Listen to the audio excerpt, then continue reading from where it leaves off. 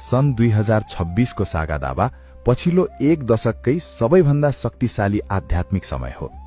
यो घोडा वर्षको त्यो दुर्लभ संयोग हो जुन 12 वर्षको लामो प्रतीक्षापछि मात्र हाम्रो जीवनमा फर्किएको छ।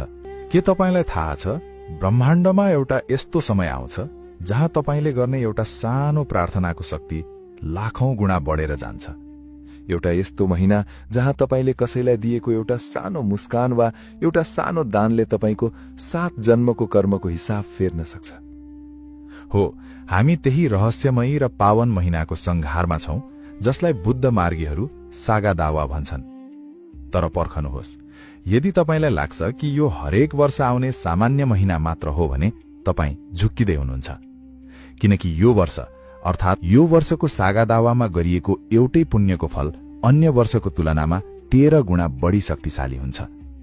तपाई आज जे जस्तो मानसिक तनावमा हुनुहुन्छ, जतिसुकै कर्मको बोझले थिचिनु भएको छ वा जीवनमा एउटा नयाँ मार्ग खोजिरहनु भएको छ भने आजको यो